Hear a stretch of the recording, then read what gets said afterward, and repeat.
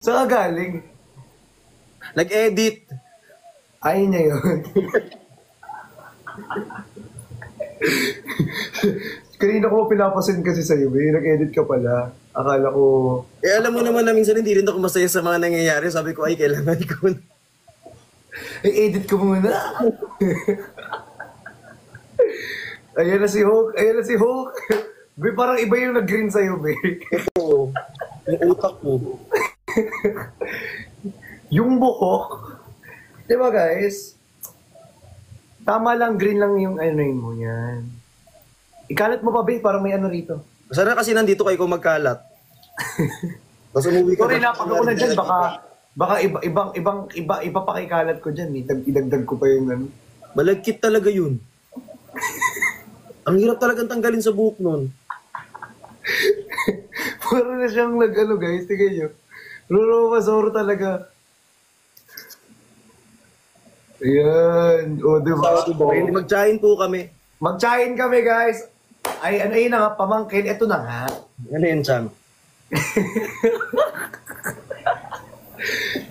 Kasi, pamangkin, tinatanong kasi nila kung ano daw regalo ko sa Pasko sa'yo. Consumption po. Okay na, bagay naman guys. Hindi ko naman siya pinagtripan, bagay naman. Ayun, tingnan mo. Kailangan niya lang ikalat ng maigi yan. Kinakalat ko na nga. Kalat mo lang. Huwag yung ano sa cellphone mo. Gusto mo yung picture mo? Uy, hindi. Naalala mo yung picture mo sa wallet mo? Hindi. Hindi yun. Sabi ko, gusto mo i-post ko to? Hindi, meron pa ako yung parang nakatalikod ata ako nun. Oo, kaya nga minsan nagdadala ko atsara eh, nauumay ako. Kaya kailangan mag-atsara. Ako minsan pag tumitingin ako sa picture mo, kailangan ko na mangga naman. Totoo, lagyan mong bagoong. Ba't bangga? Nangangasim. Ano? Nangangasim ka ba?